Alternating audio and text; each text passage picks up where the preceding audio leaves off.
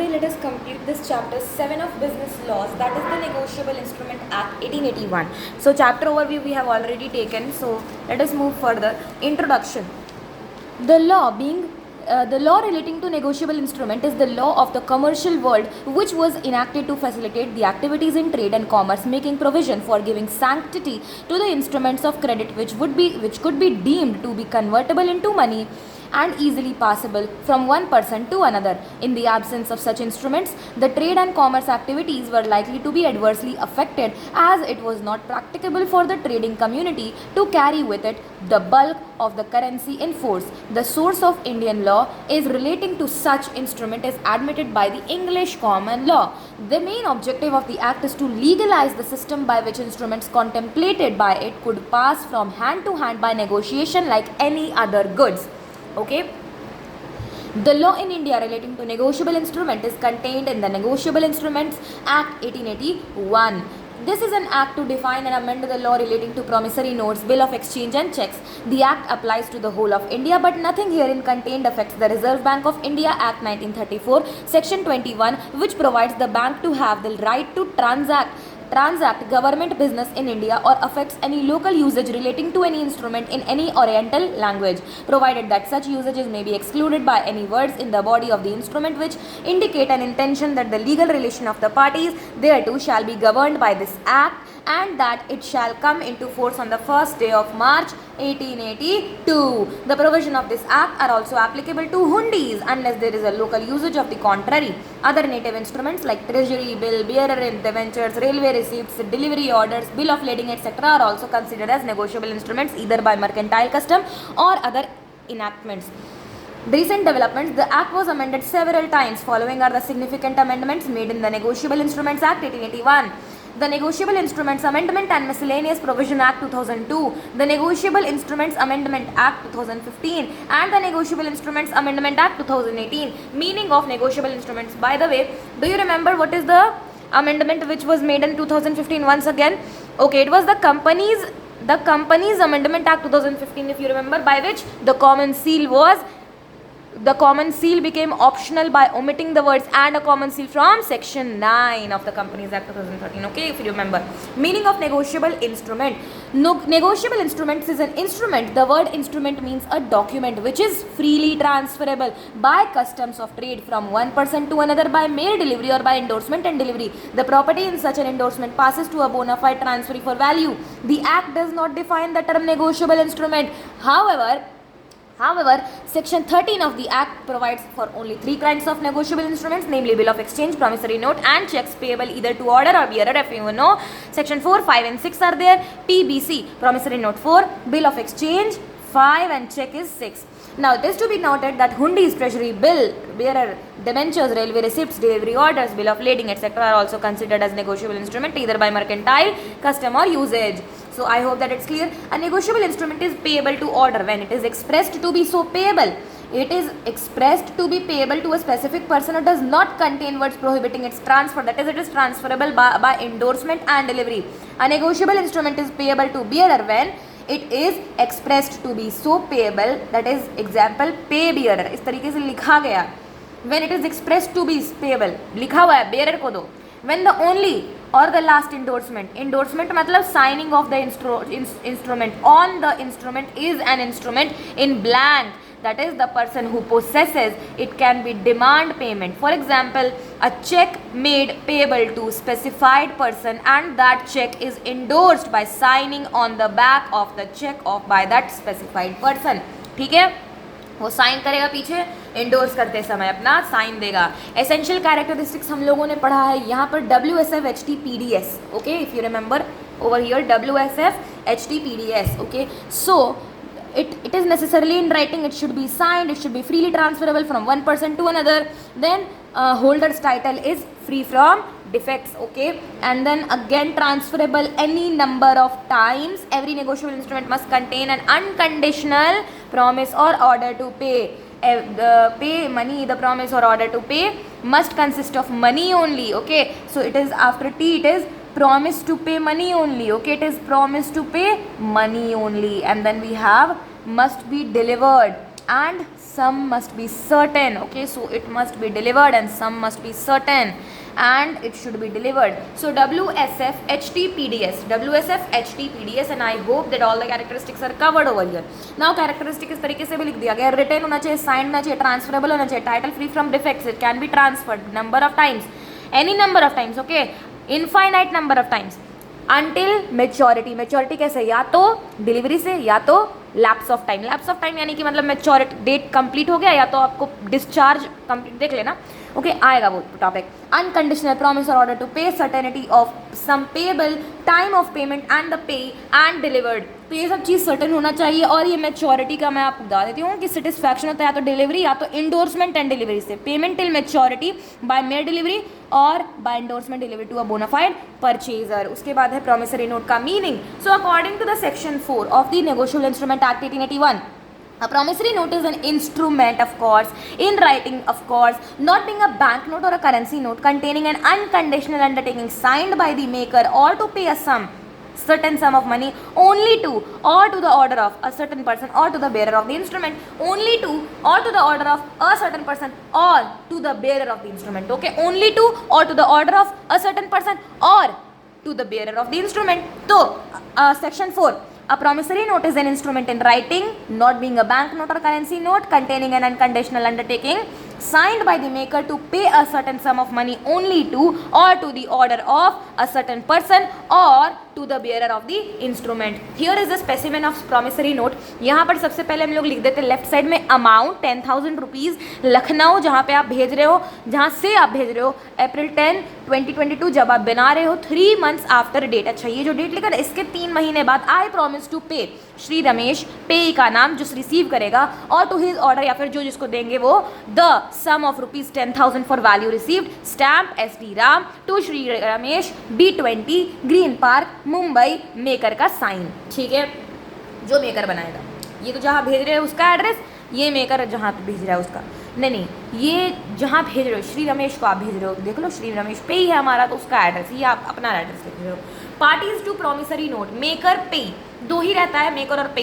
Maker, the person who makes the promise to pay is called the maker. He is the debtor and must sign the instrument. Payee कौन है? Payee is the person to whom the amount on the note is payable. देखो, customer drawer maker या debtor या payer होता है. ये issue करता है प्रॉमिसरी नोट. किसको इशू करता है? सप्लायर को, ड्रॉई को, बियरर को, क्रेडिटर को, पे को, जो रिसीव करेगा पैसा. अब ये इसको सप्लाई किया गुड्स एंड सर्विसेज, उसके बदले में ये दिया प्रॉमिसरी नोट कि आपने मुझे गुड्स दिया, मैं आपको प्रॉमिसरी नोट देता हूँ, मैं आपको पे करूँगा. उसके essential characteristic of promissory note है WSF HTPD, तो था ही पहले वाले में. अब क्योंकि ये सेम है तो वैसा ही रहता है. In writing an oral promise to pay is not sufficient. अच्छा, इसमें ये चीज़ था IUMP, इफ़ यू रिमेंबर. इसी के डेफिनेशन में हम लोगों ने देखा था, ये था IUMP.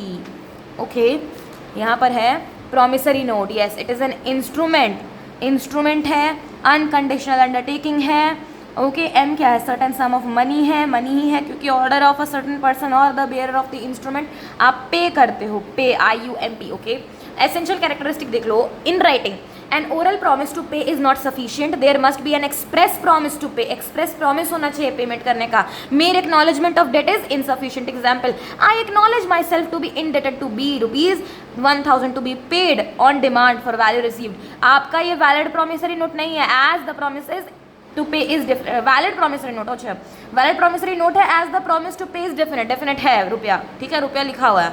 Mister B, I owe you ₹1,000. ये इनवैलिड प्रॉमिसरी नोट है. As there is no promise to pay, it is just an acknowledgement कि मेरा बाकी है. ओके, लाइक दैट उसमें नहीं चलेगा. द प्रॉमिस टू पे should be definite and unconditional.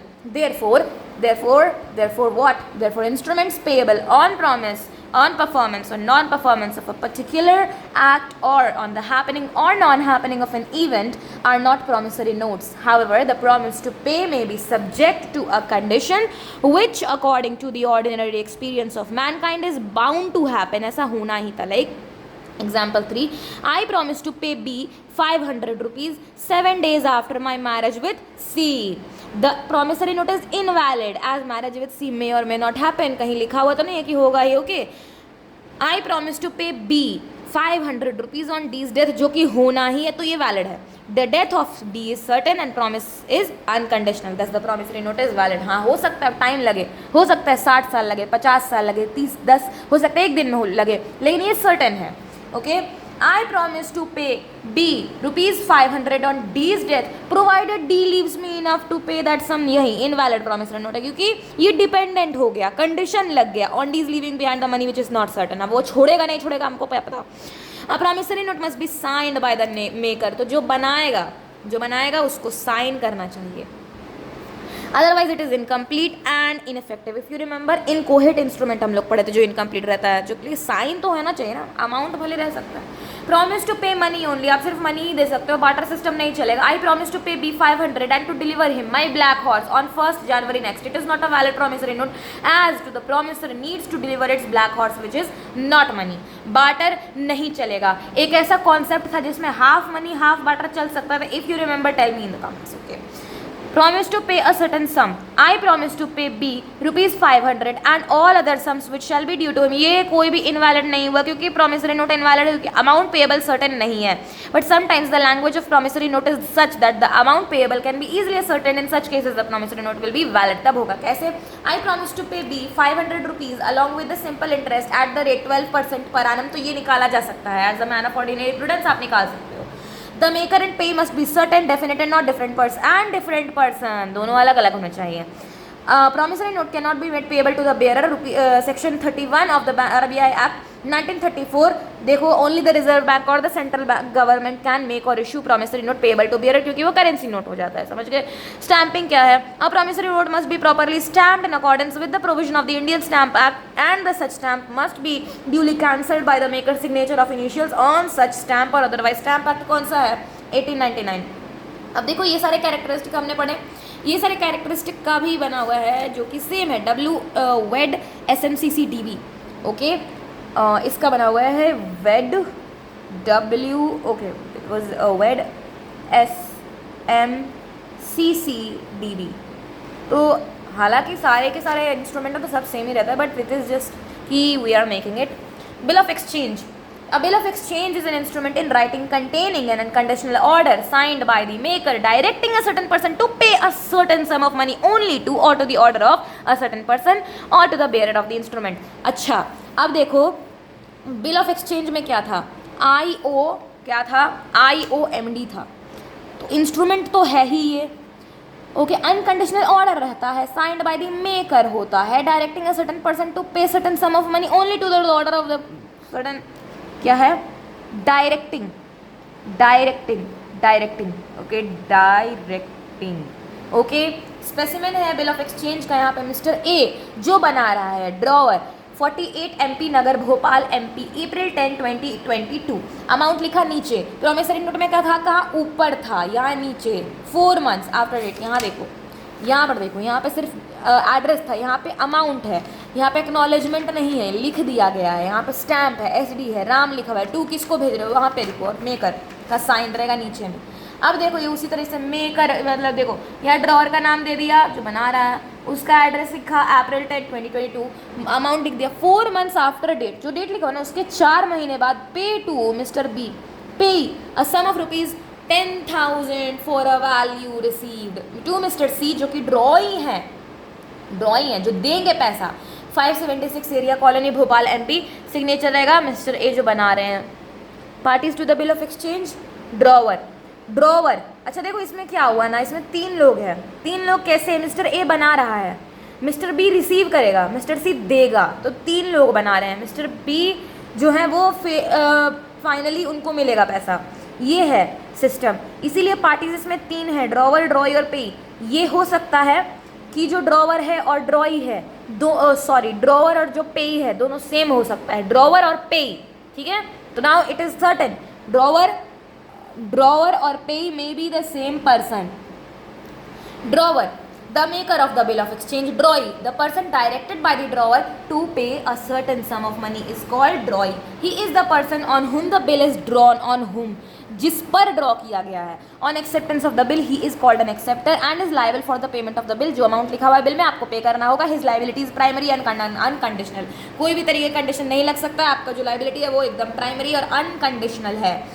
पे कौन है? The person named in the instrument to whom और to whose order the money is by the instrument directed to be paid. जिसको payee जो रिसीव करेगा या तो जो बोलेगा कि हमको रिसीव करना है तो.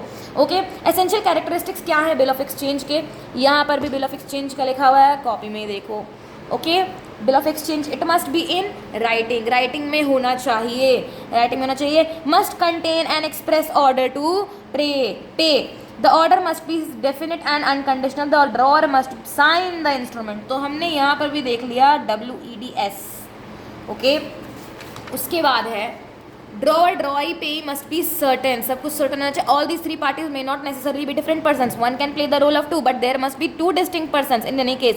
As per section 31 of RBI act 1934 the bill of exchange can not be made payable to bearer on demand. Promissory note में क्या था? वो तो बेयरर पे बन ही नहीं सकता था. ना डिमांड ना टाइम, ना डिमांड ना time. But bill of exchange time पे बन सकता है, बेयरर ऑन टाइम हो सकता है, बट बेयर ऑन डिमांड नहीं हो सकता है. Like for example on demand जब आप मांगेंगे तब pay to the bearer the sum of ₹5,500 for value received. ये इनवैलिड बिल ऑफ एक्सचेंज है. क्यों? क्योंकि ये आप एक तो सबसे पहली बात आप payable to bearer on demand जब मांगेंगे तो वो नहीं होगा. वो एक करेंसी का काम करेगा RBI एक्ट 1934 के हिसाब से.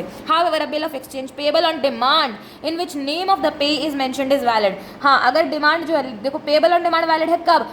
जब वैलिड है तब जब on demand pay to order जब ए मांगेंगे और order the sum of ₹100 100 500 for the value received. ये वैलिड है क्योंकि आपने नाम मेंशन कर दिया. ये वैलिड है, ये वैलिड है, वैलिड है. ऐसे देखो ये एक्सेप्शन हो गया, इसका एक्सेप्शन का एक्सेप्शन हो गया है ना.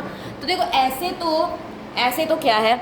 ऐसे तो क्या है कि जो RBI एक्ट 1934 बोल रहा है कि हमारा जो बिल ऑफ एक्सचेंज है वो payable to bearer on demand नहीं होगा. But payable to bearer on demand कब होगा? जब उस पे का नाम आपने मेंशन कर दिया है अच्छे तरीके से. जैसे ये इट मस्ट बी सर्टन, सब कुछ सर्टन होना चाहिए. सम सर्टन होना चाहिए. The order must be to pay money only and must be stamped according to the Stamp Act 1899. ठीक है, तो इसमें हमने देखा कि एक तो है राइटिंग एक्सप्रेस ऑर्डर टू पे है, हो गया. Definite unconditional must be signed. Okay, certain सम होना चाहिए, मनी होना चाहिए, स्टैम्प होना चाहिए और डेफिनेट होना चाहिए. डेफिनेट होना चाहिए क्या? ड्रॉवर वगैरह. ओके, तो ये भी उसी तरीके से हो गया. वेड्स एस ओके एंड देन CMSD उसी तरीके का हो गया है ना. अब देखो यहाँ पे प्रोसेस क्या है बिल ऑफ एक्सचेंज का. सबसे पहले मिस्टर सैम जो ड्रॉवर है हमारे जो बना रहे हैं वो बेच दिए सामान मिसेस रीता को जो ड्रॉइंग है हमारी, और उनके प्रति एक ड्रॉ करते हैं bill of exchange. The bill of exchange is delivered to Rita and is accepted by her unconditionally. बिना कंडीशन के वो एक्सेप्ट कर लेती है, रख लेती है, बोलती है ओके पे कर दूंगी मैं. On maturity drawer presents the instrument to draw for payment. अब वो जाता है पे करने, ड्रॉवर जो है वो रिसीव करता है. Payment and transaction is complete. यही होता है एक format transaction bill of exchange का. In the above image firstly the seller sold goods to the buyer customer and then draws a bill of exchange on him. The bill of exchange is delivered to the by the buyer who accepts it without any condition. On maturity of bill of exchange, the buyer will pay the amount due to the pay. The pay may be the drawer himself or the third party. देखो यही मैंने बोला कि जो पे है ना वो ड्रॉवर भी हो सकता है तो कोई थर्ड पार्टी भी हो सकता है. थर्ड पार्टी हो जाएगा वो हो जाएगा पे हमारा. ओके, क्या डिफरेंस है? हमने बोला डी एंड टैब क्या है? Definition, nature of instrument, parties, acceptance, payable to bearer, promissory note, bill of exchange. Definition simple है. डेफिनेशन जो है लिख दो. सेक्शन 4 यहाँ पे आएगा, सेक्शन 5 यहाँ पे आएगा. A promissory note is an instrument in writing not being a bank note or currency note containing an unconditional undertaking signed by the maker or to pay a certain sum of money only to or to the order of a certain person or to the bearer of the instrument. Bill of exchange क्या है? Section 5 बोला a bill of exchange is an instrument writing containing an unconditional order signed by the maker directing a certain person to pay a certain sum of money only to or to the order of a certain person or to the bearer of the instrument. Nature of instrument क्या है? Promissory note is a promissory note, there is promise to pay. Bill of exchange, in a bill of exchange there is an order for making payment. तो इसमें क्या होता है? इसमें promise होता है. इसमें क्या होता है? ऑर्डर होता है. नेचर क्या आ गया? ओके, पार्टीज क्या है? इसमें 2 होता है, इसमें 2 है. In a promissory note there are only 2 parties, namely कौन? द मेकर एंड द पे. तो मेकर और पे. और बिल ऑफ एक्सचेंज में there are 3 parties which are the drawee and the pay. Drawer कौन? जो बनाया मेकर। ड्रॉय कौन? जिसको मिलेगा, जो जिसके प्रति बनाया गया, जो पे करेगा। पे कौन? पे वो जो रिसीव करेगा। और पे और ड्रॉअर हो सकता है एक हो, लेकिन कभी कभी नहीं भी होता। एक्सेप्टेंस कैसे होगा? Promissory note does not require any acceptance. उसमें क्या एक्सेप्टेंस होगा? वो तो प्रॉमिस आप खुद ना कर रहे हो कि मुझे पे करना है, मैं आपसे प्रॉमिस करती हूँ। बट आप बिल ऑफ एक्सचेंज में एक्सेप्टेंस होगा तभी आपको पे कर पाएंगे। ओके, तो a promissory note does not require any acceptance as it is signed by the person who is liable to pay. वो तो साइन ही करता है, वो तो पे ही करेगा। A bills of exchange needs acceptance from the drawee. Payable to bearer, a promissory note can not be made payable to bearer. जो promissory note है ना वो पेएबल टू बेयरर नहीं हो सकता है। कौन बोला? Section 31 of the RBI act 1934 बोला। ओके, ये बोला कौन? ये बोला सेक्शन 31 ऑफ आरबीआई एक्ट 1934 बोला, कोई भी नहीं बोल दिया, ये सेक्शन बोला। Okay, on the other hand, bill of exchange can be drawn payable to bearer. However, it cannot be made payable to bearer on demand. But इसी के केस में exception सब चीज़ों में रहता है, उसमें भी exception है कि if payee का name is mentioned है तो वैलिड होगा। अगर मेंशन है तो वैलिड होगा। तो डी एंड पैब definition, nature of instrument. Then P से पार्टीज, कितने पार्टीज हैं, एक्सेप्टेंस जरूरी है या नहीं है, पेएबल टू बियरर होना चाहिए नहीं होना चाहिए, demand. Okay, you know it. Okay, तो डी एंड पैब। ओके, नाउ चेक आता है सेक्शन 6 में। तो a cheque is a bill of exchange. A cheque is a bill of exchange drawn on a specified banker and not express to be payable otherwise than on demand and it includes the electronic image of a truncated cheque and a cheque in electronic form. तो देखो, check क्या होता है? Check एक तरीके का bill of exchange ही है। Okay, एक बिल ऑफ एक्सचेंज ही है जिसमें ये जो चेक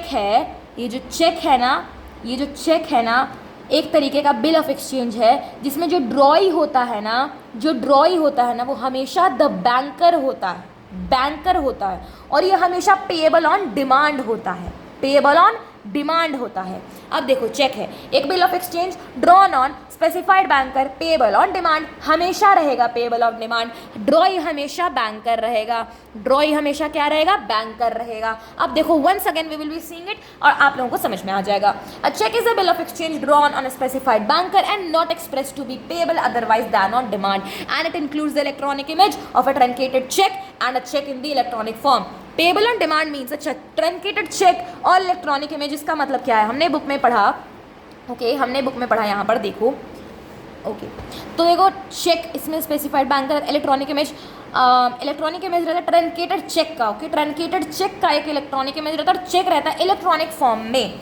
देखो, payable on demand means it should be payable whenever the holder chooses to present it to the drawee. Banker को जब आप दिखाओगे तब आपको मिल जाएगा पेमेंट। हाँ, हालांकि कुछ दिन बाद मिलता है, बट इस तरीके का डेफिनेशन इसका मतलब ही है। ठीक है, the expression banker includes any person acting as a banker and any post office saving bank. ठीक है, कोई भी पोस्ट ऑफिस सेविंग बैंक हो जाएगा, वो भी बैंकर में कोई भी आ जाएगा।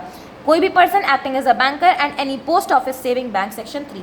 Explanation 1. For the purposes of this act, the expressions check in the electronic form means a check drawn in electronic form by using any computer resource and signed in a secure system with a digital signature with or without biometric signature and asymmetric crypto system or electronic signature as the case may be. देखो, इसका मतलब क्या है? Check electronic form का मतलब क्या है?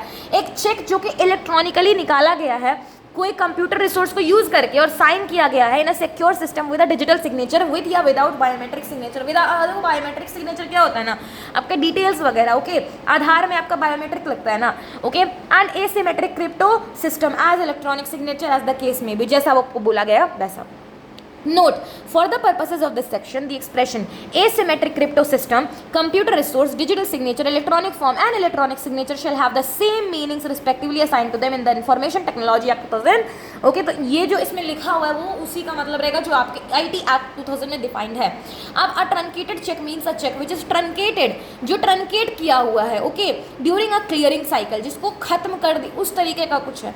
Truncated check एक ऐसा चेक है जो कि ट्रंकेट कर दिया गया during a clearing cycle, either by clearing house, या तो क्लियरिंग हाउस उसको ट्रंकेट कर दिया, या तो by the bank whether paying or receiving payment immediately on generation of the electronic image for transmission substituting the further physical movement of the cheque in writing.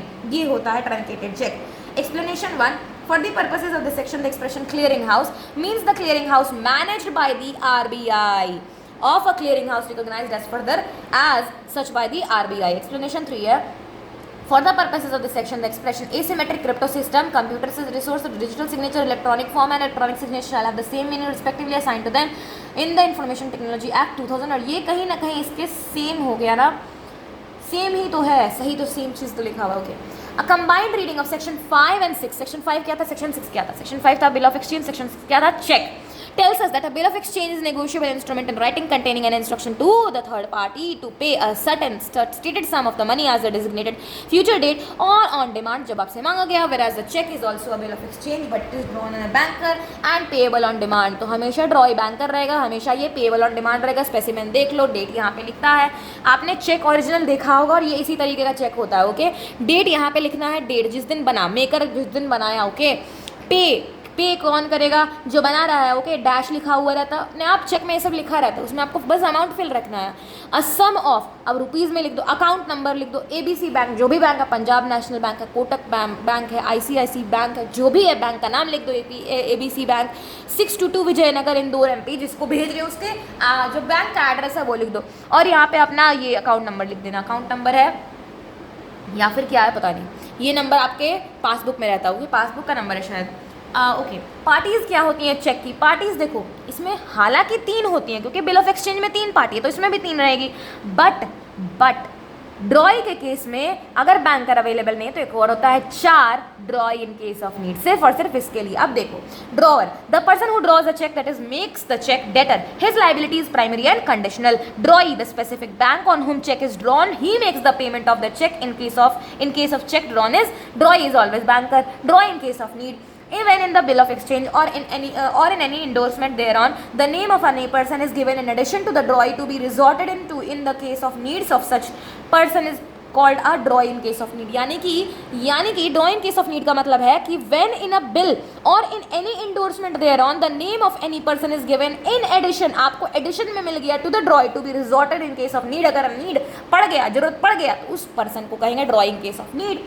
पे कौन है? The person named in the instrument, that is the person in whose favour the cheque is issued, to whom और to whose order. To whom और to whose order, या तो उसको, या तो जो बोले वो, या तो राम को, या तो राम के बोले हुए व्यक्ति को.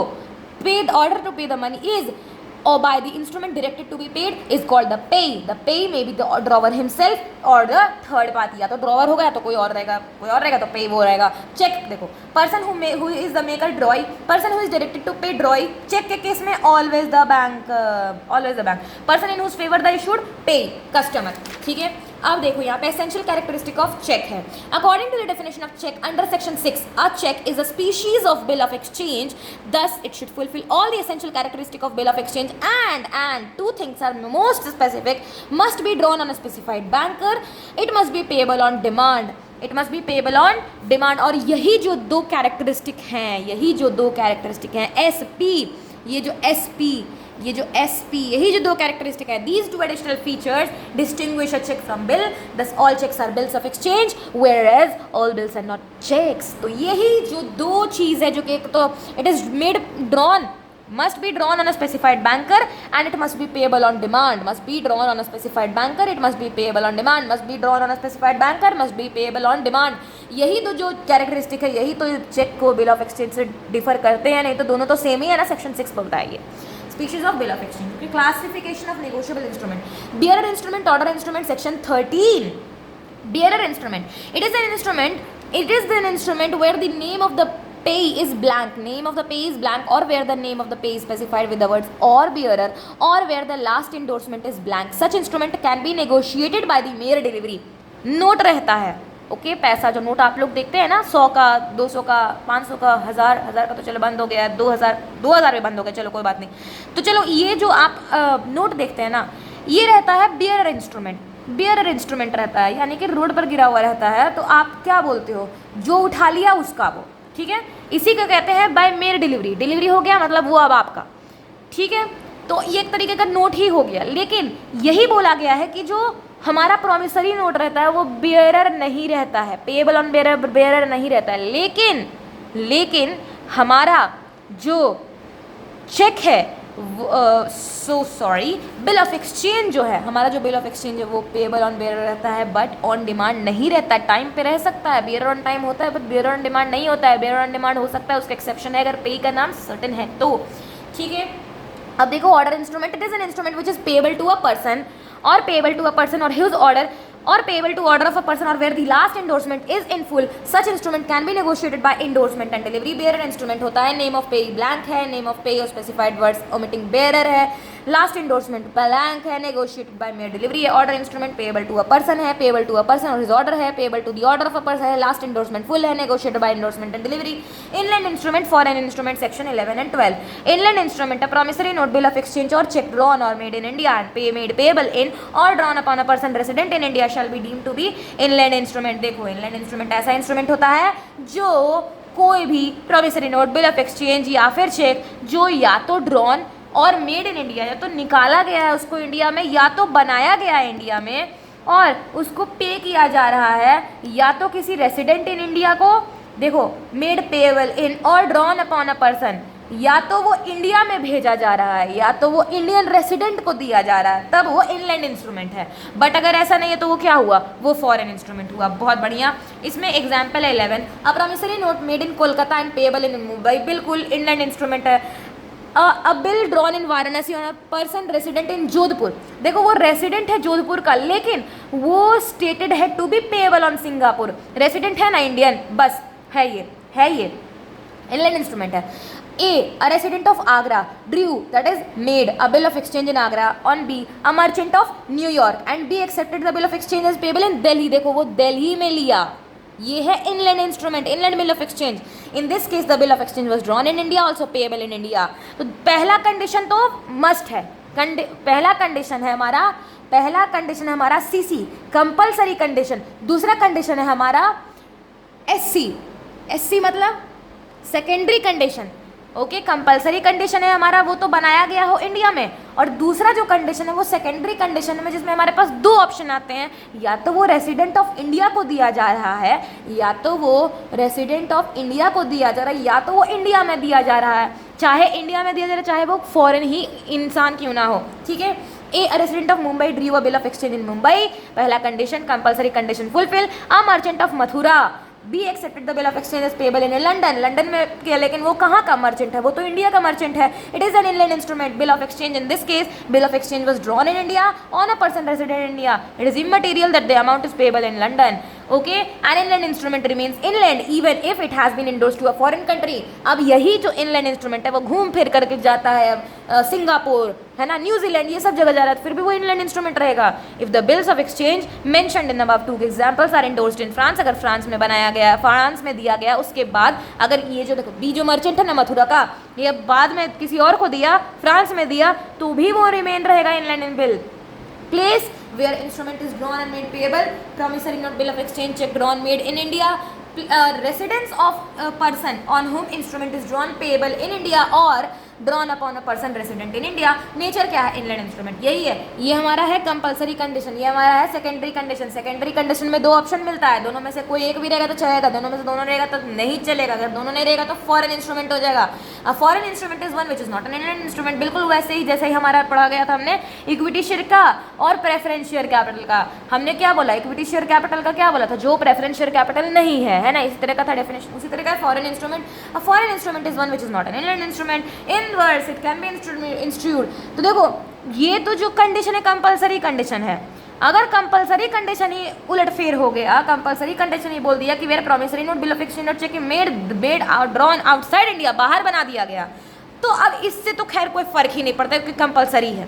Resident of person on whom drawn and place on a person resident in or outside India made payable in India, चाहे वो अब इंडियन रेसिडेंट को ही दिया जाए या तो इंडिया में ही दिया जाए तो भी उसका कोई फर्क नहीं पड़ता है। Residing outside India payable outside India, चाहे वो बाहर का है तो भी बाहर का है। On a person residing in India payable outside India, वो रेसिडेंट है तो भी फर्क नहीं पड़ता है क्योंकि कंपलसरी कंडीशन ही हाथ पर हो गया ना। Foreign bill, liability of maker drawer of foreign bill in the absence of a contract to the contrary the liability or of the maker or drawer of a foreign promissory note or bill of exchange or check is regulated in all essential matters by the law of the place where it is made the, तो जो law of land है जहाँ बना and the respective liabilities of the acceptor and endorsed by the law of the place, where the instrument is made payable, section 134 ने बोला, किसने बोला? Section 134 ने बोला कि जहाँ का वो बना है, वो लॉ जहाँ बना है, वो बिल जहाँ बना है, वहीं का लॉ लगेगा, वहीं का लॉ लगेगा, वहीं का लॉ लगेगा.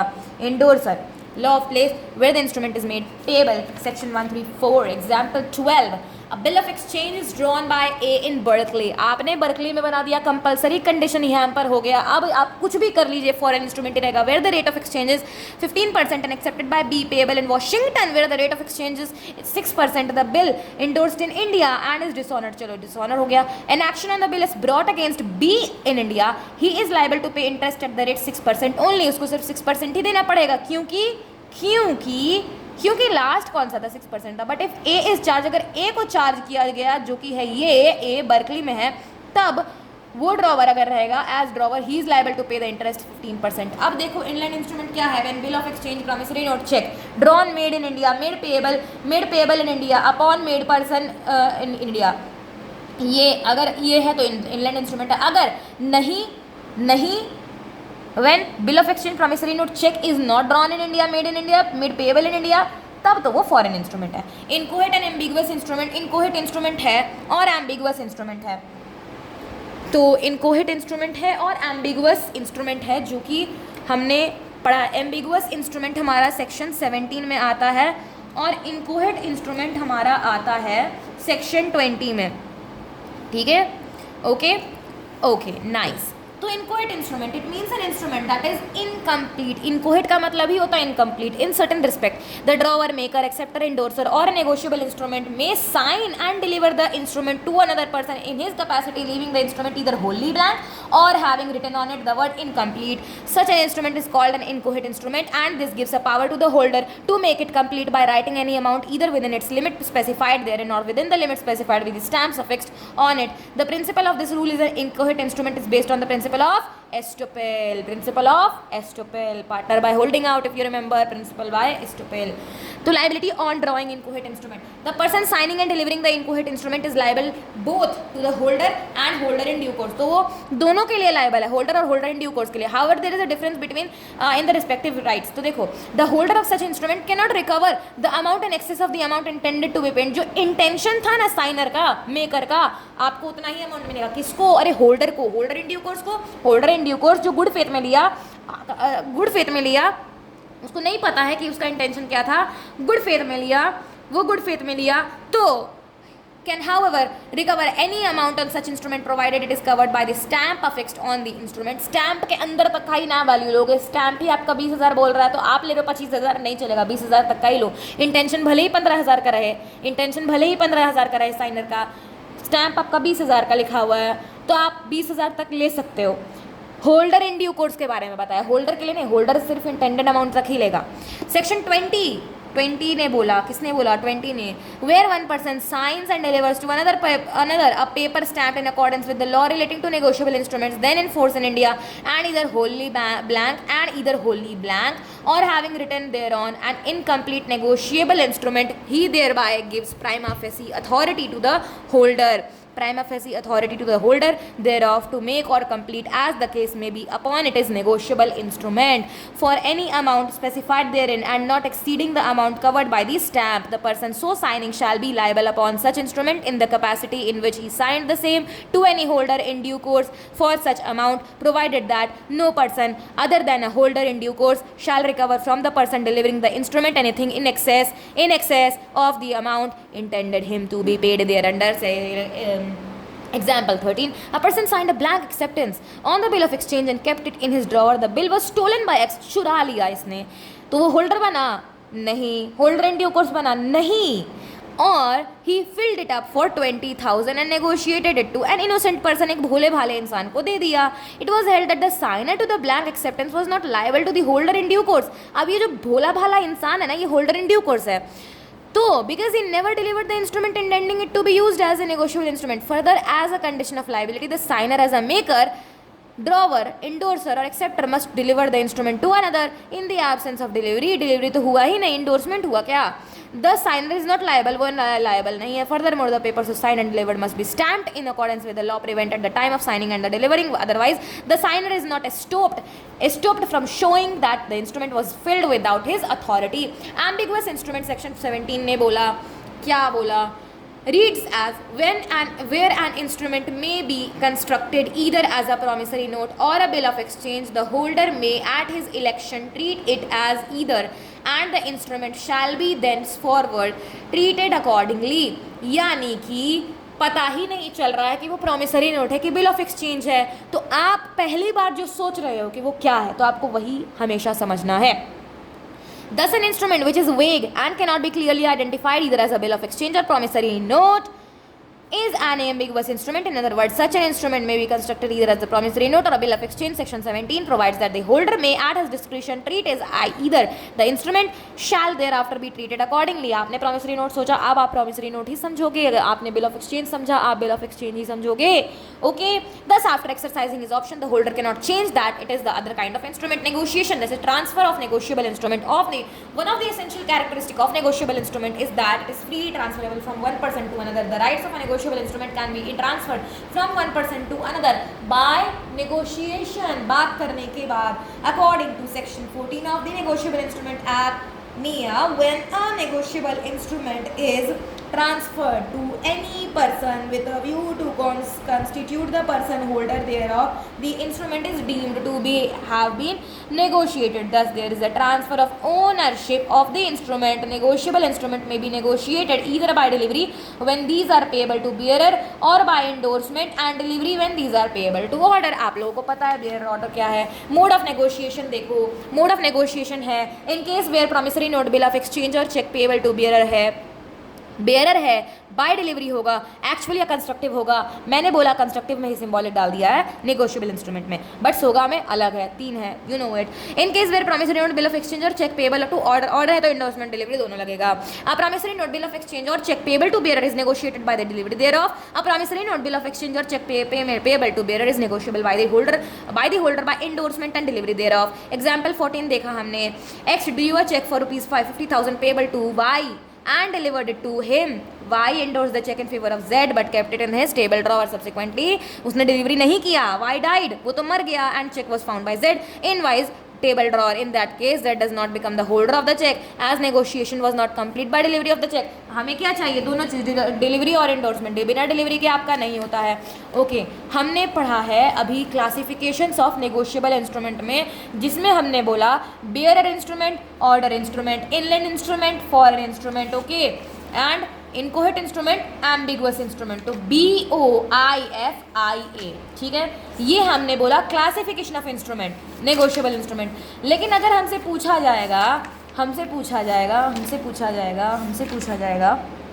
कि हमसे क्या पूछा जाएगा गाइस, तो हमसे पूछा जाएगा, यहाँ पे मैंने लिखा है कि अगर हमें बताया जाए काइंड्स या क्लासिफिकेशन ऑफ नेगोशिएबल इंस्ट्रूमेंट, तब हम ये BOIFIA वाला कर देंगे. और TD एक होता है टाइम और डिमांड, टाइम इंस्ट्रूमेंट और डिमांड इंस्ट्रूमेंट. बट अगर हमसे पूछा जाएगा क्या पूछा जाएगा, टाइप्स ऑफ नेगोशिएबल इंस्ट्रूमेंट, तब हम लोग वो 3 टाइप्स बोलेंगे, promissory note, bill of exchange और चेक. ठीक है, तो आई होप ये क्लियर है. उसके बाद हमारे पास आता है negotiation, transfer of negotiable instrument. ये हो गया. ओके, इम्पोर्टेंस ऑफ डिलीवरी देखो. अच्छा, नेगोशिएशन बाय डिलीवरी ये बच गया. देखो, negotiation by delivery section 47, subject to the provision of section 58, instrument obtained by unlawful means or for unlawful consideration. चोरी से आपने ले लिया bill of exchange. A promissory note, bill of exchange और cheque payable to bearer is negotiated by delivery thereof. Exception है, a promissory note, bill of exchange और cheque delivered on condition that it is not to take effect accept in certain event is not negotiable accept in the hands of the holder for value without notice of the condition unless such event happens. Example 15A, the holder of a negotiable instrument payable to bearer delivers it to B's agent to keep for B. A है holder of negotiable instrument payable to bearer, उसको deliver कर देता है B के agent को कि B के लिए रख लो, the instrument has been negotiated. वो तो हो गया ना, क्योंकि एजेंट हमने देखो सोगा में पढ़ा था हमने. ओके, अगर आपको याद हो तो सेल ऑफ गुड्स एक्ट में हमने पढ़ा था कि अगर जो हमारा बायर है वो एजेंट भिजवा देता है, या तो ट्रक से या तो खुद ब खुद एजेंट लेने आ जाता है, तो हमारा डिलीवरी कंप्लीट हो जाता है। वैसा ही एग्जाम्पल है। Okay, A, the holder of a negotiable instrument payable to bearer, which is in the hands of A's banker, A के बैंक के पास है, who is at the time of banker of B, directs the banker to transfer the instrument to B's credit in the banker's account with B. The banker does so and accordingly now possesses the instrument as B's agent. The instrument has been negotiated and B has become the holder of it, यानी कि वो holder बन गया। Negotiable by endorsement section 48. अब देखो subject to the provisions of section 58. A promissory note, bill of exchange or check payable to order is negotiated by the holder by endorsement and delivery thereof. Importance of delivery negotiation. देखो importance क्या है delivery का? You know the definition of delivery? Transfer of possession from one person to another is called delivery. Section 2 clause 2. I don't remember the section, but if I'm wrong just tell me, okay? Section 46 ने बोला importance of delivery negotiation. Delivery of an instrument is essential whether the instrument is payable to bearer or order for effecting the negotiation. The delivery must be voluntary and the object of delivery should be to pass the property in the instrument to the person to whom it is delivered. The delivery can be actual or constructive. Actual delivery takes place when the instrument changes hand physically. Physically hand change होते हैं. Constructive delivery takes place when the instrument is delivered to the agent, clerk or servant of the endorsee on his behalf, or when the endorser after endorsement holds the instrument as an agent of the endorsee. तो ये होता है हमारा constructive delivery. आपको पता है constructive delivery क्या होता है। अब सेक्शन 46 ऑल्सो लेज डाउन, ये चिप्स वाला लेज नहीं है, ये बताता है कि that when an instrument is conditionally or for a specific purpose, special purpose, only the property in it does not pass to the transferee even though it is indorsed to him unless the instrument is negotiated to the holder in due course. तो even though it is indorsed to him, उसको दे दिया गया है, तब तक the instrument is negotiated to the holder in due course. The contract on a negotiable instrument until delivery remains incomplete and revocable. The delivery is essential not only at the time of negotiation but also at the time of making or drawing of negotiable instrument. The rights in the instrument are not transferred to the endorsee unless after the endorsement the same has been delivered. If a person makes the endorsement of instrument but before the same could be delivered to the endorsee, the endorser dies, the legal representatives of the deceased person cannot negotiate the same by mere delivery thereof. Section 57(1). देखो, delivery when effective between the parties, negotiation of instrument between the parties as between parties standing in immediate relation. How delivery is to be made? Delivery to be effectual must be made by the party making, accepting or endorsing the instrument or by the person authorised by him in that behalf. Section 57 के ऊपर एक definition है, देखो क्या, according to section 57 the legal representatives of a deceased person can not negotiate by delivery only a promissory note, bill of exchange और cheque payable to order और endorsed by the deceased but not delivered. A legal representative agent नहीं होता है deceased का, therefore a legal representative can not complete the instrument if the instrument was executed by the deceased but could not be delivered because of his death. समझ गए? ये है उसका example, जब एक्स जो है वो इंडोर्स कर दिया वाई के लिए चेक, बट वो चेक ड्रॉर में रख दिया और कल तक वो चला गया दुनिया को छोड़ के, तो क्या वो उसका लीगल रिप्रेजेंटेटिव वाई को देगा तो आपका चलेगा? नहीं चलेगा. As between such parties and any holder of the instrument other than a holder in due course, it may be shown that the instrument was delivered conditionally or for special purpose only and not for the purpose of transferring absolutely and property therein. Dishonor of check for insufficiency of fund in the account, section 138 to 142. Dishonor of check for insufficiency etc. of funds in the account, section 138, wherein a check drawn by a person on an account maintained by him with a banker for payment of an amount of money to another person from that account for the discharge in whole or in part of any debt or other liability, a check given as gift, donation, as security or discharge of mere obligation. हमने बोला miss gift donation, आपने पढ़ा है ये moral obligation. हमने क्या बोला है? टाइप्स. अगर चेक इन चीज़ों के लिए दिए गए हैं तो ये सेक्शन अप्लाई नहीं होगा. मोरल ऑब्लिगेशन,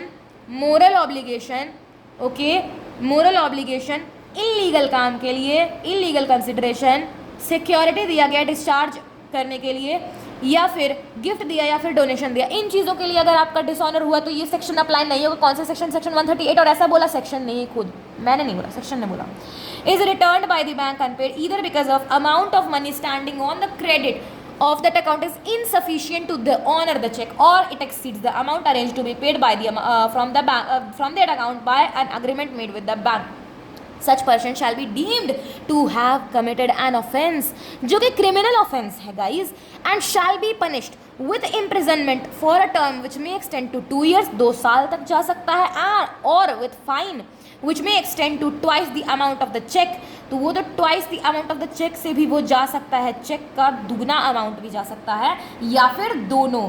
तो या तो देखो ये तो क्रिमिनल ऑफेंस है, and shall be punished with imprisonment for a term जो 2 सालों तक जाएगा, और विथ फाइन के साथ विच में extend to twice the amount of the cheque के दुगने अमाउंट तक आपका जाएगा अमाउंट, और with both when section 138 shall be not apply, section 138 नहीं अप्लाई होगा unless the below given conditions are complied with, check presented within validity period, the check has been presented to the bank within a period of 3 months, 3 महीने के अंदर आपको दिखाना है वो bank के पास, presented to the bank from the date on which it is drawn or within the period of validity whichever is earlier, demand for payment through notice, आपको notice भेजना पड़ेगा किसको, जिसने चेक दिया आपको, डिसऑनर आपको जिसने चेक दिया बेकार सा वो, the payee or the holder in due course of the cheque as the case may be makes a demand for payment, आप बोलो कि अरे आपका चेक डिसऑनर हो गया है, said amount of money giving notice,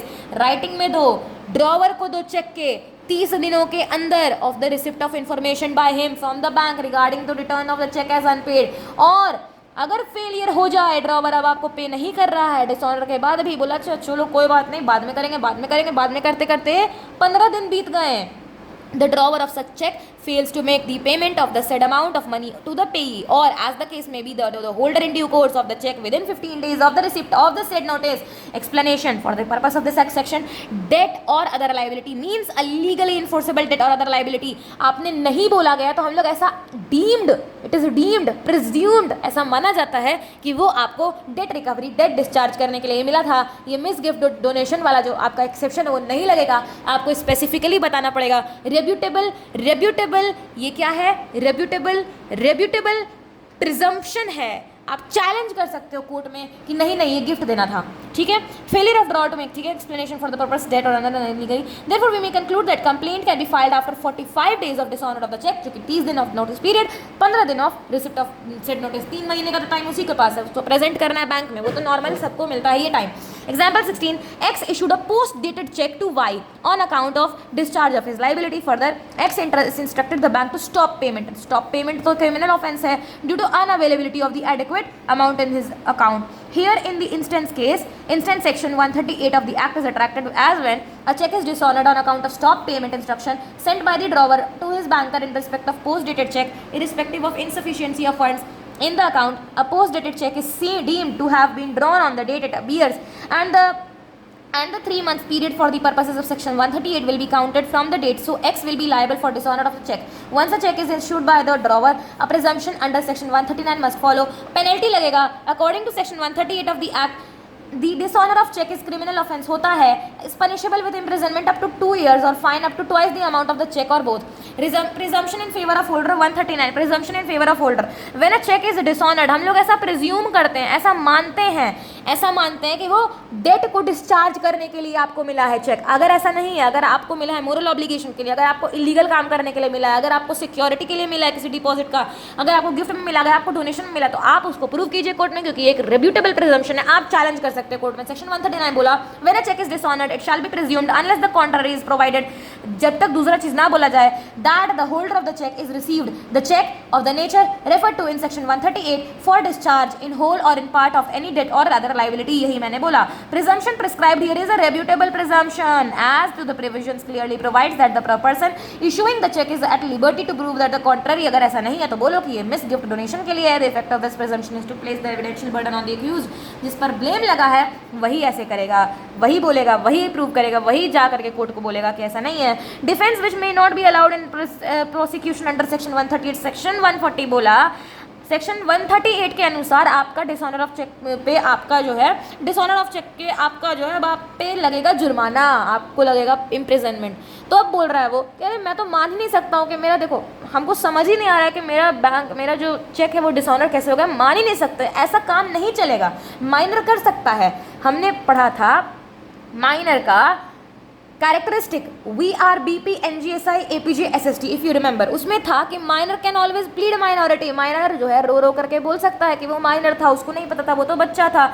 लेकिन आप बड़े हो चुके हो, आप नहीं बोल सकते हो कि मुझे नहीं पता था कि मेरा जो है चेक है वो डिसऑनर कर, आप नहीं कर सकते। यही सेक्शन 140 बोल रहा है, इसमें उतना बड़ा चीज़ तो है नहीं। Shall be not be a defence, ये डिफेंस नहीं होना चाहिए in a prosecution of an offence under section 138 that a drawee had no reason to believe that when he issued the cheque that the cheque may be dishonoured on presentment for the reason stated in that section. Presentment of instruments, presentment for acceptance section 61, देखो presentment of instrument, presentment for acceptance section 61. A bill of exchange payable after sight must, if no time or place is specified therein for presentment, be presented to the drawee thereof for acceptance if he can, after reasonable search, be found by a person entitled to on demand acceptance within a reasonable time after it is drawn and in business hours on business day. In default, अगर default होता है of such presentment, no party thereto is liable, कोई party liable नहीं है thereon to the person making such default. If the drawee cannot after reasonable search be found, that bill is dishonored. Bill dishonour हो जाता है और आप वही सारा जो सेक्शन 138 है, 139 है, 140 वो सब लगा दो, simple. Okay, if the bill is directed to the drawee at a particular place, it must be presented at that place, and if the due date the presentment he can not after reasonable search be found there on, तब bill of exchange आपका dishonour है, क्योंकि आपने जो place बताया आप उस समय उस वहाँ पे जगह पे नहीं थे, मतलब कि कुछ तो गड़बड़ है। वह authorised by agreement or usages of presentment through the post office by means of a registered letter is sufficient. आपको पोस्ट ऑफिस से भेजना है क्या? लेटर भेजना है आपको प्रेजेंटमेंट का। Presentment of promissory note for sight section 62 बोला, a promissory note payable at a certain period after sight must be presented to the maker thereof for sight. आपको प्रॉमिसरी नोट मिला है, आप प्रॉमिस किए हो, आपने प्रॉमिस किया पेमेंट का। If he can after reasonable search be found by a person entitled to demand payment within reasonable time after it is made and in business hours on business day. अगर ऐसा default हो जाता है of such presentment, no party liable, no party thereto is liable thereon the person making such default. Drawees time for deliberation section 63. The holder must, if so required by the drawee of a bill of exchange presented to him for acceptance, allow the drawee 48 hours का समय दो। Drawee time for deliberation exclusive of public holidays को छोड़कर, to consider whether he will accept करोगे या नहीं 48 घंटे में बताओ। हाँ, पब्लिक हॉलीडेज को छोड़ के। Presentment for payment section 64. Promissory notes, bill of exchange and cheques must be presented for payment to the maker. Promissory note, bill of exchange और चेक जो है वो प्रेजेंटेड होने चाहिए पेमेंट के टू द मेकर, एक्सेप्टर और drawee thereof respectively by और on behalf of the holder as hereinafter provided. तो promissory note, bill of exchange और चेक है वो पेमेंट के लिए प्रेजेंट होने चाहिए, मेकर को, एक्सेप्टर को, ड्रॉई को, जितना भी है, by on behalf of the holder as herein provided, जैसा बोला गया वैसे। in default of such presentment, the other parties thereto are not liable thereon to such holder where authorized by agreement or usage of presentment through the post office by means of a registered letter is sufficient. post office से भेजो, sufficient है।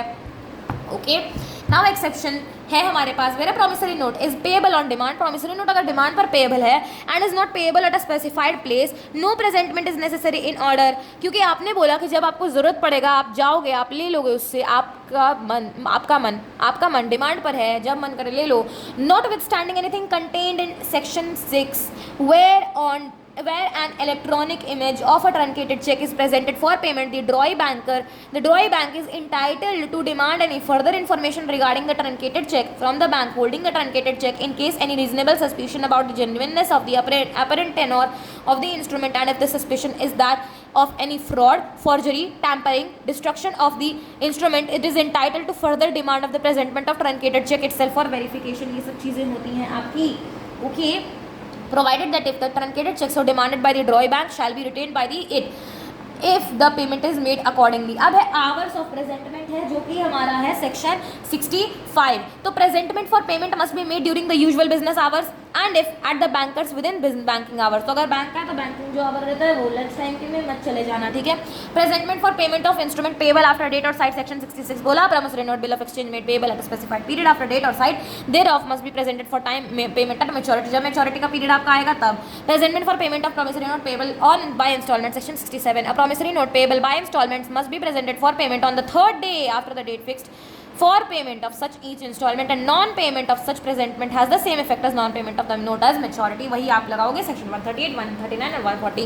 ठीक है, उसके बाद आया presentment for payment of instrument payable at a specified place and not elsewhere. आपको specify कर दिया गया कि आपको आना है यहाँ पर ABC प्लाजा पे, आपको आना इतने बजे, आपको बताया गया section 68. A promissory note, bill of exchange or check made, drawn or accepted payable at a specified place and not elsewhere must in accordance in order to charge any party thereto be presented for payment at that place.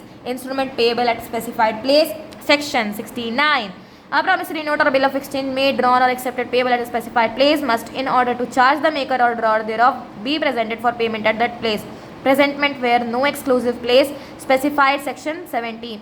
A promissory note or bill of exchange not made payable as mentioned in the section 68 and 9, 69, 68 and 69 must be presented for payment at the place of business if any, or at the usual residence of the maker, drawee or acceptor thereof as the case may be.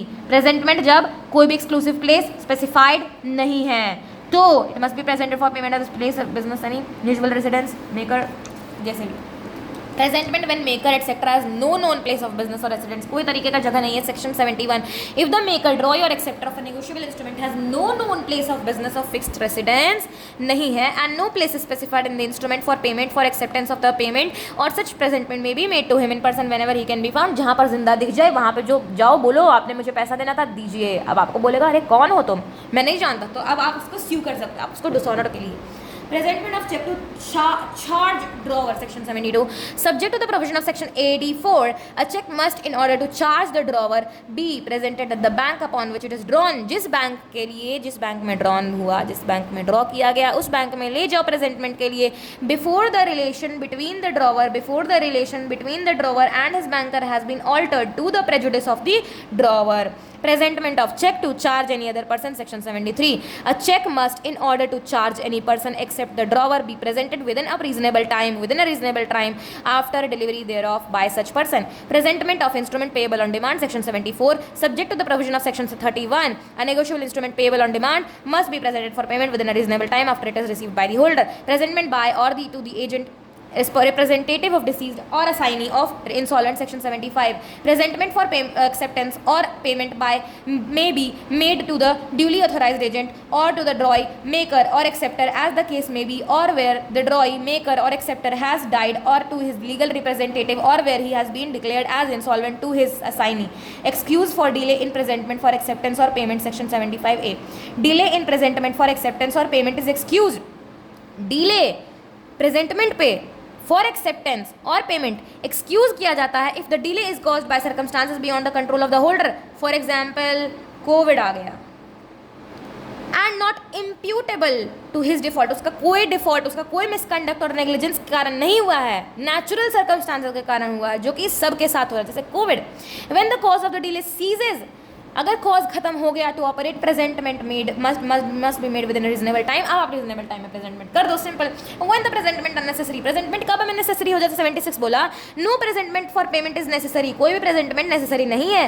And the instrument is dishonoured at the due date for presentment. अगर इन तरीके का चीज़ कुछ हो जाता है तो पहला, if the maker, drawee or acceptor intentionally prevents the presentment of the instrument or the instrument being payable at the place of business, he closes such place on the business day during the usual business hours.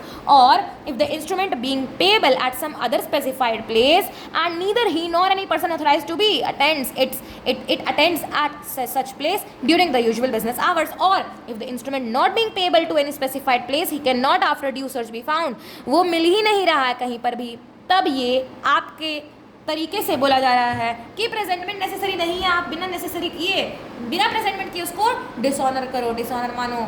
ये था intentionally prevents closes such place specified place और नहीं मिलता है तो as against any party sought to be charged therewith if he has engaged to pay notwithstanding not presentment. अगर वो engage किया है to pay notwithstanding non presentment तो as against any party if after maturity with knowledge with the instrument has not been presented he makes a part payment or account on the amount due to instrument, okay, or promises to pay the amount due on the whole or in part, promise करता है आपसे, और otherwise waives his right, अपना right ही ले लेता है वो, take advantage of any default in presentment for payment as against the drawer के खिलाफ if the drawee could not suffer damage from the want of such presentment. अब क्या है, liability of banker for negligently dealing with the bill presented for payment. Section 77 बोलता है कि अगर आपका बैंक में सफिशिएंट अमाउंट होते हुए भी आपके बिल को किया गया डिसऑनर, तब बैंक क्या करेगा।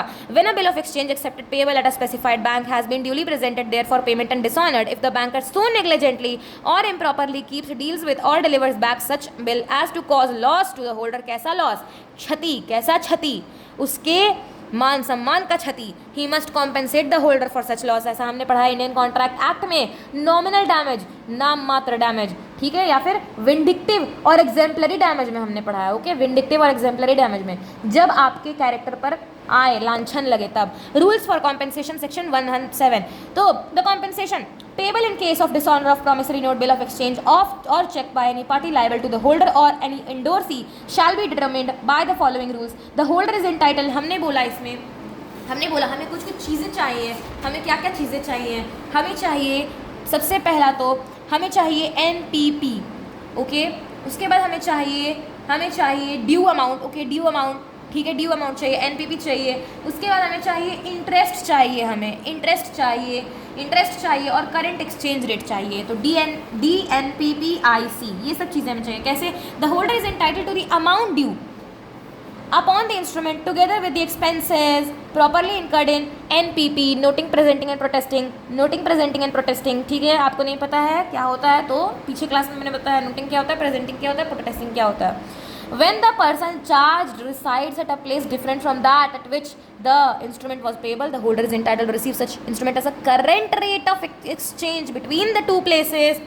C, ठीक है, C तो डी आ गया अमाउंट ड्यू, NPP आ गया नोटिंग, प्रोटेस्टिंग और प्रेजेंटिंग का एक्सपेंसेस, आई आ गया करंट एक्सचेंज रेट, नहीं आई नीचे है यार, आई देखो, an endorser who being liable has paid the amount due on the same is entitled to the amount paid with interest 18% per annum for the date of payment until उसको मिल जाता है तब तक। और ये हो गया आई और ये करंट एक्सचेंज का सी। ओके, अपार्ट फ्रॉम दैट दो और चीज़ है, क्या है वो, टेंडर और realisation thereof together with expenses in cause by dishonour and payment. Okay, उसके बाद है when the person charged and such endorser resides at different places, दूसरी जगह पे रहता है, the endorser is entitled to receive such same sum of current exchange rate between the two places, the party entitled to compensation may draw a bill। अब वो जो amount due है ना, वो डिसऑनर हुआ, अब दोबारा एक बिल ऑफ एक्सचेंज ड्रॉ किया, bill upon the party liable to compensate him payable at sight और demand for the amount due to him together with all expenses properly incurred on him. अब देखो 10,000 का उसका बिल था उसका 10,000 का, and noting, protesting और प्रेजेंटिंग वगैरह मिला करके सारे एक्सपेंसेस वगैरह इंटरेस्ट वगैरह को मिला करके उसका 1,000 और बन गया। अब ये भी पे नहीं किया, 11,000 का उसका अब एक न्यू बिल बन गया, न्यू बिल ड्रॉ किया, न्यू बिल ड्रॉन, ठीक है। अब ये बिल भी अगर डिसऑनर, ये बिल के साथ भी अगर कुछ हो गया इस तरीके का तो same process will be followed, ठीक है। The party entitled to compensation must draw a bill upon the party liable to compensate him payable at sight और on demand for the amount due to him together with all expenses properly incurred by him. Such bill must be accompanied by the instrument dishonoured and the protest thereof if any. If such bill is dishonoured, ये वाला bill भी अगर dishonour हो जाता है, ये वाला bill, the party dishonoring the same is liable to make the compensation thereof in the same manner as the case of original bill। तो ये सब प्रोसेस हम लोग को फॉलो करना है and this is it, the chapter is complete, these are the summary। अब देखते हैं multiple choice questions। okay, देखो, a negotiable instrument is an instrument which is freely transferable from one person to another by endorsement and delivery, by simple delivery, by endorsement, दोनों चाहिए है ना negotiable instrument में।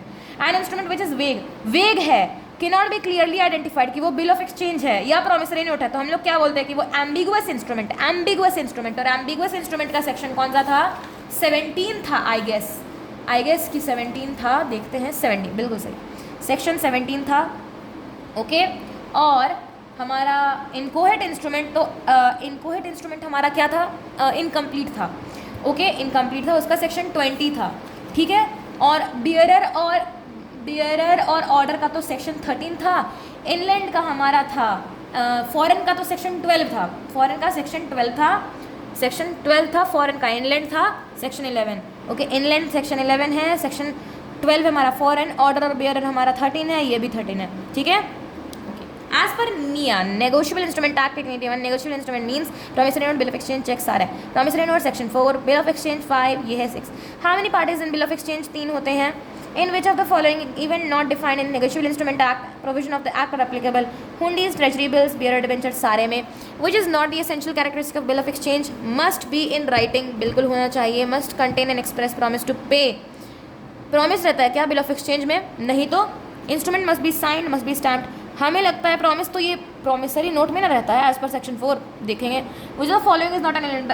अरे इनलैंड इंस्ट्रूमेंट कौन सा नहीं है आपको याद है ना? कंपल्सरी कंडीशन और सेकेंडरी कंडीशन. सेकेंडरी कंडीशन में भी 2 ऑप्शन, ठीक है, इसमें से एक भी चलेगा एक नहीं भी चलेगा. Promissory note made in India plus payable in India plus drawn upon person resident in India, बिल्कुल ये तो इनलैंड इंस्ट्रूमेंट है. Promissory note made in India payable in India drawn upon person resident outside India है. Promissory note made in India payable outside India drawn upon person resident in India है. Promissory note made in India payable outside in India drawn upon a person resident outside India, ये नहीं है और यही हमारा option होगा D. Negotiable instrument which can be treated either promissory note और bill of exchange हमारा एम्बिगुअस इंस्ट्रूमेंट रहता है, नहीं पता कर पा रहे कि क्या है, जो आपको समझना समझो. Order instrument can be negotiated by both endorsement and delivery. Where any check drawn by a person is dishonored due to insufficiency of funds, such person shall be punished with imprisonment for a term which may extend to 2 years, बिल्कुल सही. With fine which may extend to twice amount of check, बिल्कुल सही. Imprisonment for a period from a term which may extend to 2 years or with a fine or which may extend to twice the amount or both, बिल्कुल सही. C. Okay, देख लेते हैं. तो B B D B B B D B B B D B then D B D D B D 7 का D and then 8 का C C and C C C and C. Okay, questions हैं. M due a cheque amounting to 2 lakh payable to N subsequently delivered to him after receipt of check and endorsed the same to C but kept it in his safe locker. After some time N मर गया, P को मिला check in N safe locker. Does this amount to endorsement under this delivery? No. Does this amount to endorsement? Endorsement हुआ नहीं. देखते हैं. No. P does not become the holder of the check as the negotiation was not completed by delivery of the check as to him. Section 48 of the Negotiable Instrument Act 1881. उसका legal representative भी नहीं कर सकता है. हाँ, भले उसका agent भले एक नया इंस्ट्रूमेंट बना दे, चलेगा. M owes money to N, therefore he makes a promissory note for the amount in favor of N for safety of transmission. He cuts the note in half. अरे वो half cut कर देता है और post कर देता है आधा to N. He then changes his mind and calls upon N to return the half note which he had sent. N requires M to send the other note, half note of the promissory note. Decide how writes. देखो N जो कह रहा है ना वो गलत है क्योंकि आपका आधा मिला हुआ तो आप अपना माइंड चेंज कर सकते हो. देखो क्या है. The question arising in the question problem is whether the making of promissory note is complete when one half of the note is delivered to N. Under section 46 of the Negotiable Act 1881, the making of promissory note is complete by delivery. Delivery से ही complete हो सकता है, actual हो या constructive हो. Delivery refers to the whole, पूरा का instrument and not merely a part of it. Delivery of half instrument cannot be treated as constructive delivery of the whole.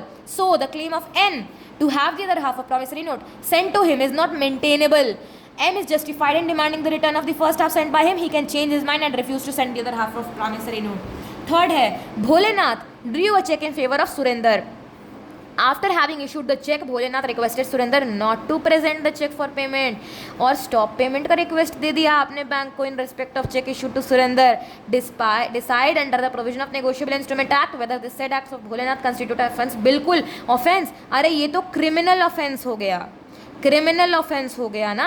इस पे लगेगा सेक्शन 138, 139, 140. अब जाएगा कौन, अब जाएगा भाड़ में, अब जाएगा. देखो भोलेनाथ है, सुरेंद्र, भोलेनाथ ने स्टॉप पेमेंट किया, हो जाएगा. देखो as per the fact stated in the question, Bholenath drawer after having issued the cheque inform Surendra drawee not to present the cheque for payment and will give a stop payment request to the bank in respect of the check issued to Surinder. Section 138 of the Negotiable Instrument Act 1881 is a penal provision in the sense that once a check is drawn on the account maintained by the buyer, maintained by the drawer with his banker for payment of any amount of money to another person out of that account for the discharge in whole or in part of any debt or liability is informed by the bank unpaid either because of insufficiency of funds or to honor the checks or the amount exceeding the arrangement made with the bank, such a person shall be deemed to have committed an offence criminal in nature.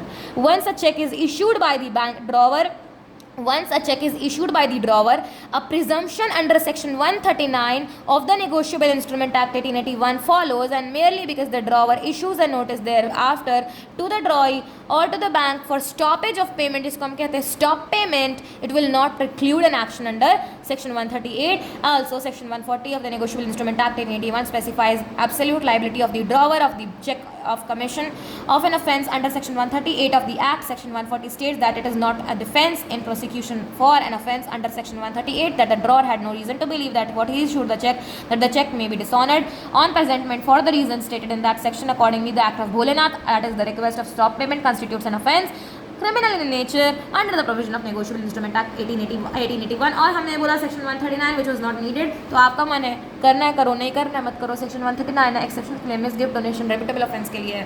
Presumption है, आपको बताना है, बताओ ये moral obligation, illegal काम, security, gift और donation के लिए यार आपका काम है. आप बोलो, आप एक्यूज्ड बोलेगा. Rama executes a promissory note in following: I promise to pay a sum of 10,000 after 3 months. Decide whether the promissory note is valid or not.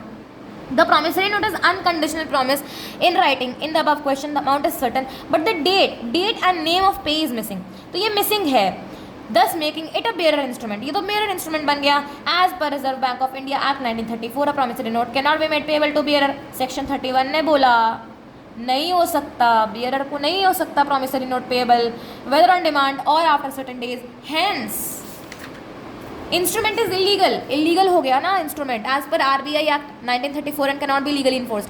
अब fourth which is last. Nakul made a promissory note in favour of Sahadev rupees 10,000 and delivered to him. Sahadev endorsed the promissory note in favor of Arjun but delivered to Arjun's agent. अब वो अर्जुन के agent को दे दिया, मतलब एक तरीके से अर्जुन को ही ना दे दिया वो.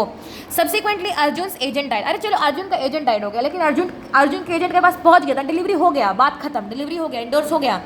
And promissory note was found by Arjun. हो गया है, डिलीवरी हो चुका है, एजेंट को मिला मतलब हो गया. In agent table draw Arjun sued Nakul for the recovery of promissory note. Whether Arjun can recover the amount under. देखो अर्जुन को मिल चुका है वो पैसा, वो स्यू कर सकता है. देखो According to Section 48 of the Negotiable Instrument Act 1881, a promissory note, bill of exchange or check payable to order is negotiable by the holder by endorsement and delivery thereof. तो हमें endorsement भी चाहिए, delivery भी चाहिए negotiable instrument में, promissory note में, ठीक है, क्योंकि पेएबल टू बेयर नहीं होता, इसलिए promissory note bill of exchange में हमें इंडोर्समेंट डिलीवरी दोनों चाहिए. Further delivery of an instrument is essential whether the instrument is payable to bearer order for effecting the negotiation. The delivery must be voluntary and the object of delivery should be to pass the property in the instrument to the person to whom it is delivered. The delivery can be actual or constructive. या तो actually जाओ या तो बोल करके जाओ, hello आपका जो सामान है वो जो मेरे पास था वो अब इसके सामान के पास है, या फिर आपके एजेंट के पास चला गया. Actual delivery takes place when the instrument changes hand physically. Constructive delivery takes place when the instrument is delivered to the agent. और ये यही केस है, ये वाला जो हमारा क्वेश्चन है ये यही केस है. एजेंट, क्लर्क और servant of the indorsee on his behalf और when the indorser after indorsement holds the instrument as an agent of the indorsee. In the instant case जो फैक्ट है, Sahadev received a promissory note from Nakul and endorsed Arjun's agent endorsed the promissory note in favor of Arjun, delivered it to Arjun's agent, यानी कि constructive delivery हो गया. Subsequently Arjun's agent died and promissory note was found by Arjun in his agent's table. Arjun sued Nakul for recovery of promissory note.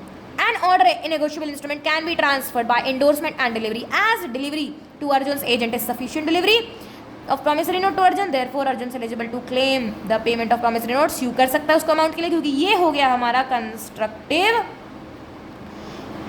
Delivery.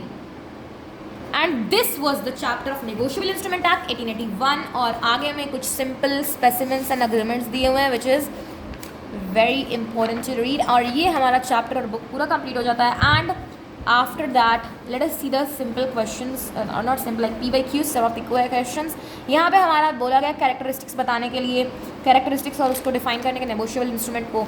और यहाँ पे कुछ questions वगैरह दिए हुए हैं. डिफरेंस बताना है promissory note, bill of exchange, D and पैब, definition, nature of instrument, parties, acceptance, payable to bearer, bill of exchange क्या है, नेगोशिएबल इंस्ट्रूमेंट में तरह तरह का चीज़ है, प्रॉमिसरी नोट है, बिल ऑफ एक्सचेंज चेक है, सबको डिफाइन करना है, उसका कैरेक्टरिस्टिक बताना है. उसके बाद यही सब क्वेश्चन. उसके बाद इन फिर लाइक क्लासिफिकेशंस, एसेंशियल एलिमेंट्स होते हैं. फिर हमारा जो है टाइप्स ऑफ नेगोशिएबल इंस्ट्रूमेंट में तो वो तीनों आ जाएंगे, लेकिन यहाँ काइंड्स अगर क्लासिफिकेशन पूछ दे, काइंड्स या फिर क्लासिफिकेशन, ये देखो क्लासिफिकेशन क्लासिफिकेशन क्लासिफिकेशन पूछ दे तो हम लोग बोलेंगे बियरर हो गया, बियरर हो गया, ऑर्डर हो गया, इनलैंड हो गया, फॉरेन हो गया, इनकोहेट हो गया, एम्बिगुअस हो गया, टाइम हो गया, डिमांड हो गया, ये सब इंस्ट्रूमेंट। बट टाइप्स में तो वही तीन हो गए। उसके बाद कुछ क्वेश्चंस ऐसे हैं, कुछ क्वेश्चंस केस के। उसके बाद डिसऑनर ऑफ चेक में हमारा याद रखना है सेक्शन 138, 139 और 140। उसके बाद प्रेजेंटमेंट में भी हमें याद रखना है कुछ क्वेश्चन सेक्शंस। और this was it and this is the end of the chapter. Thank you guys.